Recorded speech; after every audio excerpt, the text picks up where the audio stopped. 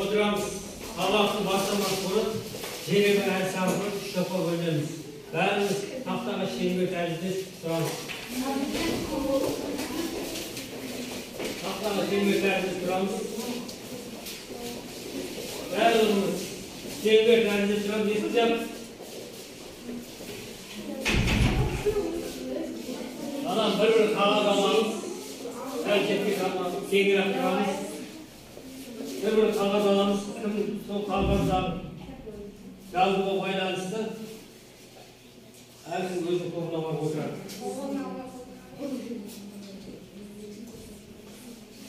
Қандай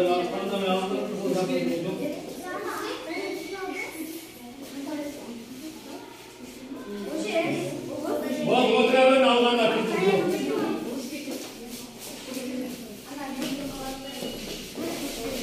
тізіп отырамыз, жайласамыз. Сабақ бастаймыз. Бол.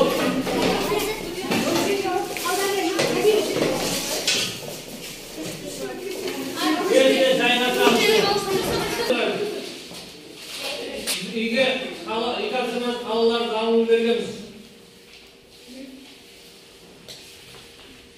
Үй тапсырмасында бойынша үйге берген тақырыптан әр топқа 3 сұрақтан қойылады. 3 сұрақ төңірегінде барлығымыз сабақ айтамыз. Тек қана бір адамымыз толықтыратындар болса, ал кет үйге берген қалалардың дамуы бойынша кет. Қалалардың дамуы бойынша сабақ айтамыз, басталып кеттік бұл. Орнына тұрып айтып өтіңіз.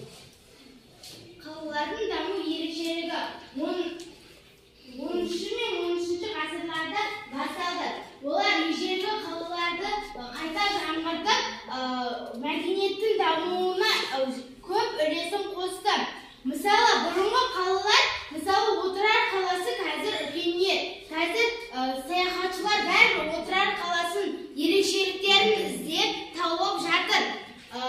Бізде қалалардың дамуына көптеген қалаларды жатқызсақ болады. Бұрынғы қалалар қазіргі қалаларға ұқсамайды. Ол көнерген қала деп айтады барлығы. Біздің қалалардың дамуы мен сауда және екіншілік. Біздің қалаларда Яссы және Испиджаб қалаларында көп сауда мен екіншілік сауқаны жүрді. Ол жерде базар және тағы да басқа жерлер болды да, ол жер үлкен маталар, азық-түлік, темір жиһаз сататын жерлерге айналды. Сол үшін оны қала мәдениетін дамуы деп атады. Испиджаб өте дамыған ерте ғасырдағы қала болған. Яссы Түркістан ол қазіргі біздің Түркістан. Оны Яссы өткен заманда Яссы деп атағанның себебі оның бұрынғы көнерген қала болғандығы болатын. Қазір Түркістан деп аталуының себебі ол жаңғырған қала болды. Ол жерде көптеген саяхатшылар баратын болды. Ол жерде екіншілік пен қала мәдениеттері, базар саттық әлі де жалғасып келе жатыр. Болды, көшпелерді тағым жалғастырады. Қалалардың дамуы үйге берген тақырып бойынша кім айтады сабақ? Көшпелерді кім айтады? Ұлы жібек жолынан Жанар. Үй жұмысы 18-19 параграф қалалардың дамуы. Қалалардың салу ерекшеліктеріне тоқталсақ, 13-13 ғасырдың басында мәдениет пен экономика саласы өте жақсы дамуды десекте болады. Және де 13-13 ғасырлардағы мәдениеттің дамуында Жүсіп Баласағұнның Құтты білек деген шығармасында баяндалған болатын. Және де 13-13 ғасырларда экономика саласы мен 8-9 ғасырларда сондай экономикалық жағдайға қарағанда 20-30 есеге өсті десек де болады. Ал толықтырып жіберіңдер бар ма? Аял. 10-шы ғасыр мен 13-ші ғасыр аралығында мәдениет дамыды. Жетісу ертіс бойында ислам маңызды рөл атқарды. Ал Кесенелер де дамып түсті. Кесенелердің ішіндегі ең көне және сол заманға сайларының бірі Айша биби, Бабажан хатун, Қарахан кесенесі, Алаша хан кесенесі болады. Айша биби кесенесі болса, Тараз қаласында орналасқан.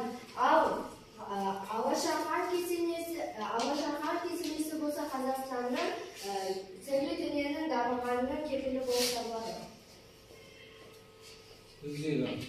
Қала салу ерекшеліктері 10-10 ғасыр аралығында дамып кеткен. 6 мен 7 ғасыр аралығында егіншілік қалалары 20-30%-ға өседі. Біздің ескі қалалар ескерткіштер көп. Мысалы, қалаларды айтатын болсақ, Сайрам, Жент, Башкент, Спичат боқтарлады. Айша биби кесенесі Тараз қаласында орналасқан. Ең танымал болып кеткен кесене Жошы хан кесенесі болып табылады. Ежелгі Түркістан бізде қазір дамып ерекшеленіп кеткен. Көптеген қалаларда феодалдар және ірі жерлердің иелері артты. Және олар көптеген кесенелер, көптеген қала мәдениетін дамыту үшін көптеген нысандар салына бастады. Олардың қатынасына феодалдар жауап берді. Феодалдар дегеніміз ол жердің иелік етушісі. Олар ханға тағзым етеді. Және ол феодалдар кесенелер салынды. Түркістан, біз суреттерге қарасақ Түркістанның көнерген қала екенін білдік. Және ол жерде көптеген кесенелер тұрғызды. Ол жерде тұрғызылған Қожа Ахмет Яссауи кесенесі болды. Қалалардың дамуы ол кезде Жент, Сайрам, тағы да көптеген қалалардың дамуының арқасында Отырарды дами бастады. Отырар ол көптеген қалаларды да қоршап тұрды. Және де ол кезде феодалдар 7 мен 19 ғасыр аралығында олар өздерін су құбыры болғандықтан олар моншалар істеп, және де олардан өте көптеген пайда түседі. Және де өздерінің жерлерін одан да ұлғаяды.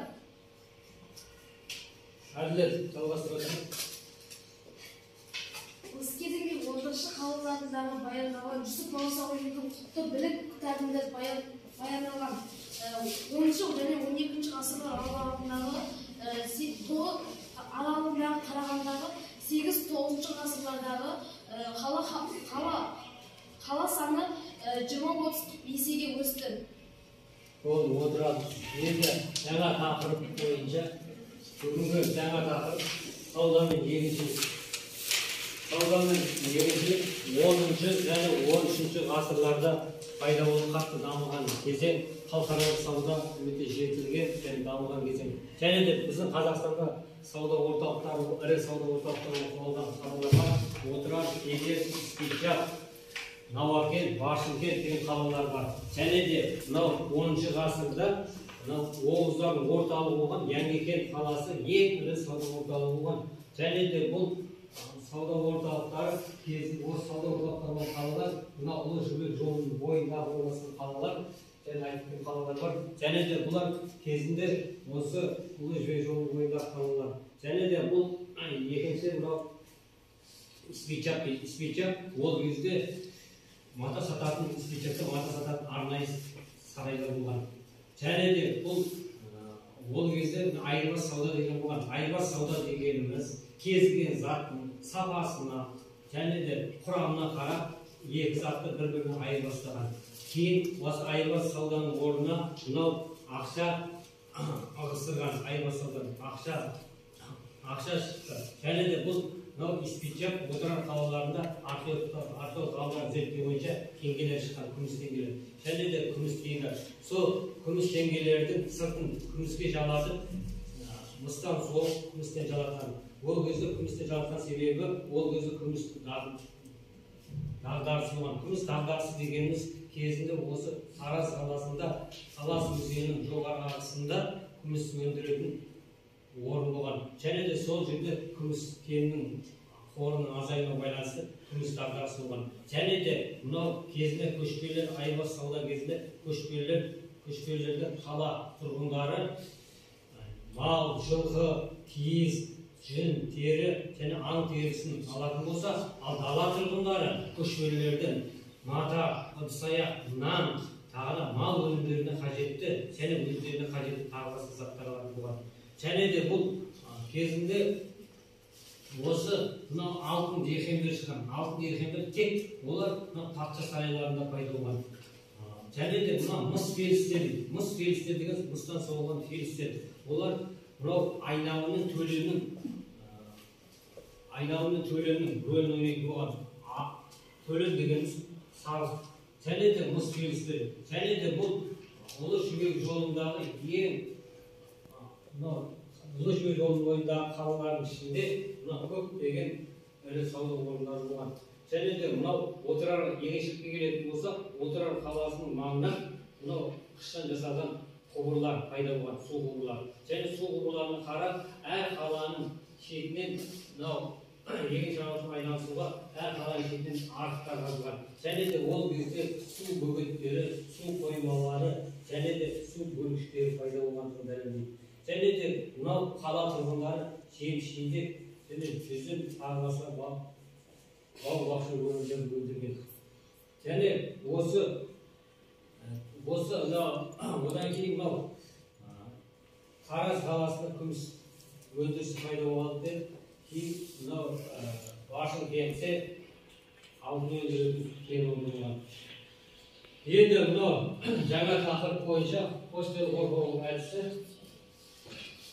Негізі береміз. Өткен топ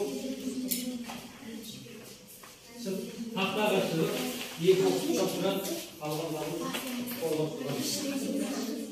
Суламаймыз.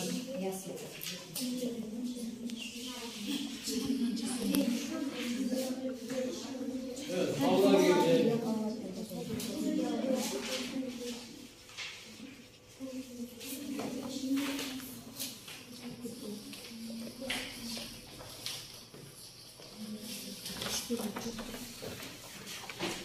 Herkes bilgiye yazarız.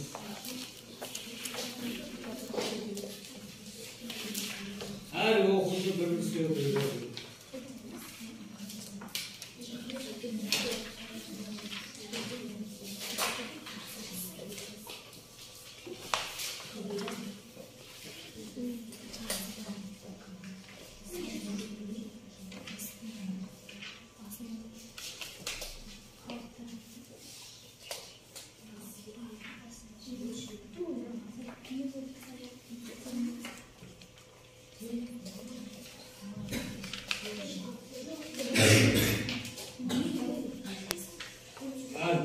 Salda gelir soralım.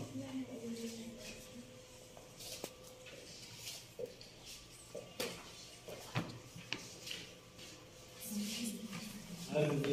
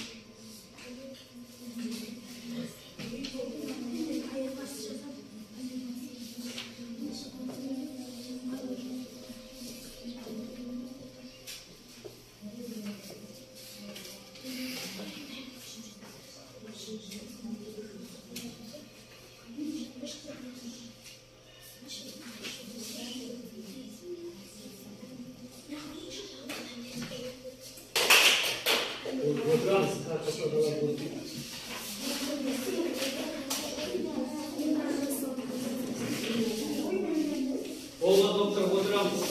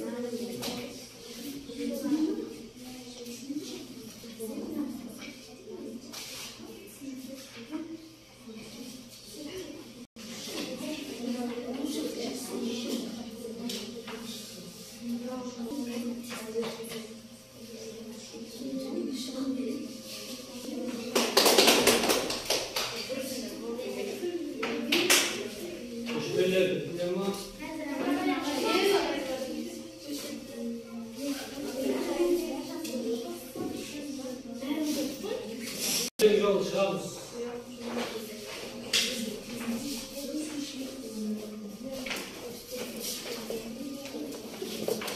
Пичак, Баласалы, Отырар, тағы басқа қалалар ірі сауда орталықтары саналды. Жібек матасы. Көптеген қалалар пайда болды. Маңызы, тері тағы қалалардан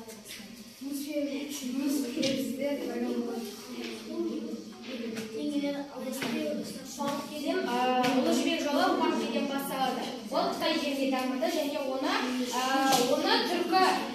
түркілер кезеңінде иелік етеді.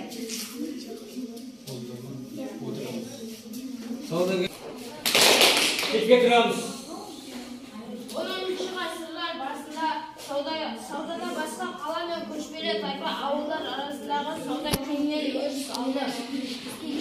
Ұлы даланың барлық өңірінде апаратын сауда халқы мен әскерінің басын түйісті.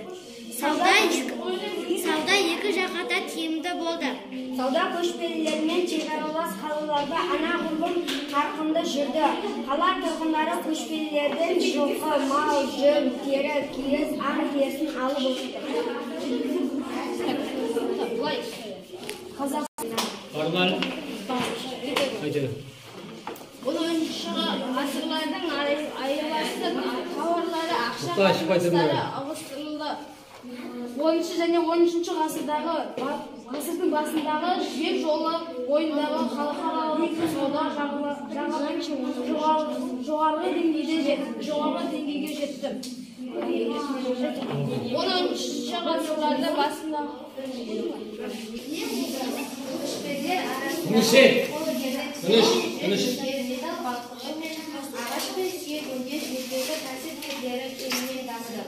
Көшпелілер, қоныс аударған адамдар, көшіп қонып жүрген ел адамдары болды. Және олар саудагерлер сауда сатып жүру үшін жүрген. Және олар зұлым адамдарға ұсталып қалмас үшін қоныс аударылған. Көшпелілердің материалдың мәдениеті көшпелілер қоңыр өндірісінің ең ежелгі салаларының бірі тері мен жүн өңдеді. Олар тіпті киіз үйме үстіндегі киіміне шейін өздерінің қолынан келді. Археологиялық зерттеу жұмыстарының нәтижесінде табылған бұйымдар мен жазба деректер көшпелілердің күнделікті өмірі, шаруашылығы, діни наным сенімдері, қолөнер туралы жан-жақты білуге мүмкіндік береді. Көшпелілер тұрғындардың қала өміріне өткендігіне ғана емес, еңбек дамуына да әсер етті. Ою-өрнекпен аң үстін бүйірін тауып, үстінде киіз бар.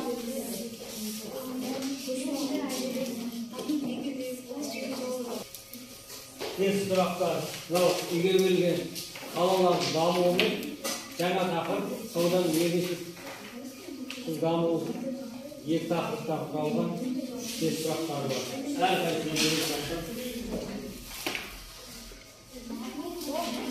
Таласпай жетеді.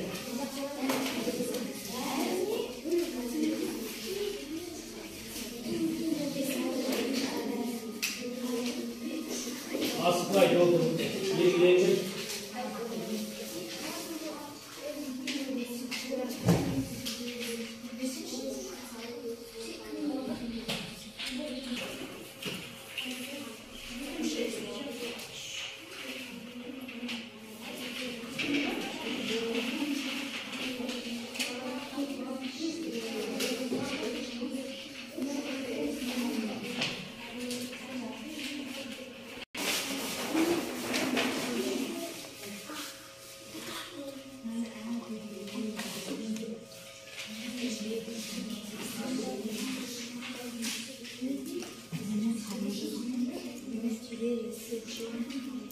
Asықпай белгіленген.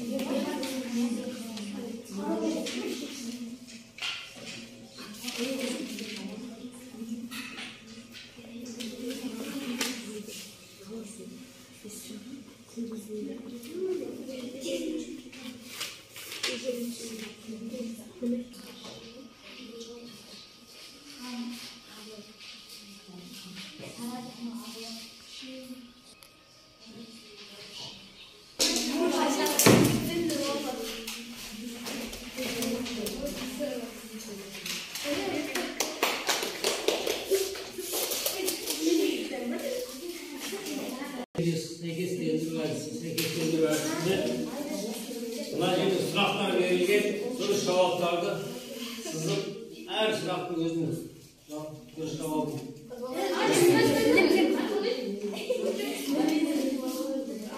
İki adam var özünde. İki adam var özünde.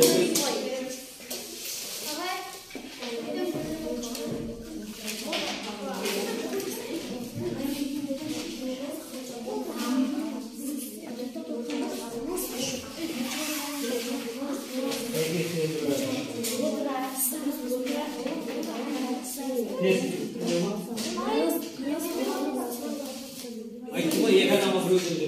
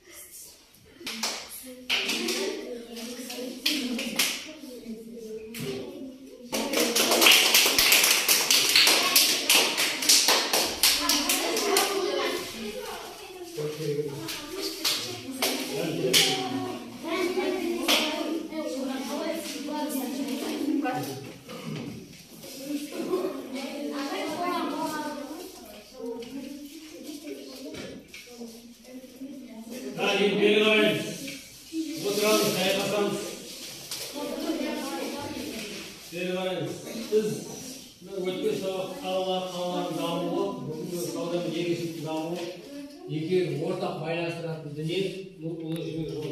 Кезінде ұлы жібек жолы біздің заманымыздан бұрын 3-2 жылғы екінші бөлімнің басында пайда болған Қытайда Қуанық өзенінен басталған. Және де бұл ұлы жібек жолында орналасқан қалалардың барлығы бүгін айтылған кешегі тақырыптағы және бүгінгі өтілген жаңа тақырыптағы ірі сауда орталығы және ірі қалалар барлығы осы ұлы жібек жолын орналасқан. Және де бұл ұлы жібек жолының арқасында сауда саттықтың дамуы және қаладағы халықтардың санының артуы және сыртқы байланыстың өріс алып дамуы осы ұлы жібек жолына байланысты. Және де бұл ұлы жібек жолының арқасында отырықшы және көшпелілердің қарым-қатынасы күшейді. Және де бұл ұлы жібек жолының ең маңыздысы осы сауда-саттықтың дамуы. Және ол айтып кетті бәрі бірінші айырбас сауда болғаннан кейін теңге сарайлары болып, сол теңге осы айырбас сауданы ығыстырып және ақшалай сауда. Және де бұл кейін ұлы жібек жолы тоқталу себебі мынау теңіз жолының Еуропаға теңіз жолының ашылуына байланысты ұлы жібек жол тоқтады. Ұлы жібек жол тоқтағаннан кейін мынау кезіндегі ірі сауда орталықтары болған ірі қалалардың барлығы күйрей бастады. Және де бұл себебі мынау кеме арқылы Еуропаға, Азиядан және Қазақстаннан, Азиядан және Еуропаға көптеген сауда қарым-қатынас жасалды. Осымен сабағымыз аяқталды.